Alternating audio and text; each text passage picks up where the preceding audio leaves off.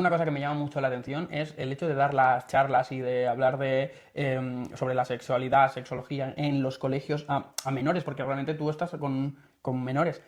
¿Cómo te enfrentas a eso? O sea, ¿cómo los ves de receptivos a ellos? Y sobre todo, ¿cómo ves de receptivos a los adultos, que son los que más se van a escandalizar con, pues, o los padres o el colegio? En plan, ¿cómo ves los adultos y cómo lo ves que lo perciben ellos?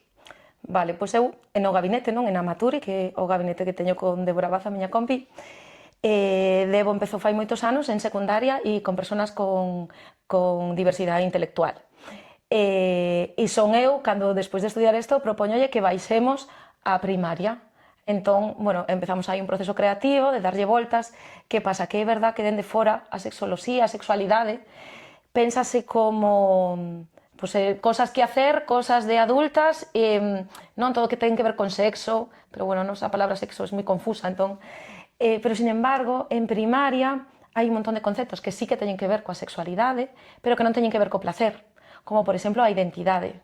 En primaria falar de identidade é super importante, sobre todo porque en primaria está a liberdade absoluta que eles pensan e elas que se pode ser mil cousas e de calquera maneira interiorizan calquera circunstancia sin ningún tipo de tabú, ningún tipo de problema. Entón, en primaria falamos de identidade, falamos de parella, moitos nenos e nenas pois están relacionándose con parellas que son os seus pais, as súas nais, ou só o seu pai, ou só a súa nai, ou as múltiples maneiras, non? E que entendan que esa dimensión da parella, esa dimensión da familia tamén, non? Que a eles tamén lles vai a tocar en un futuro, pero a que lle está tocando agora. O mellor lles pode pasar que os seus pais sepáranse, entran outras personas, entran outros sitios onde vivir, non? Pois todo eso ten que ver coa sexualidade.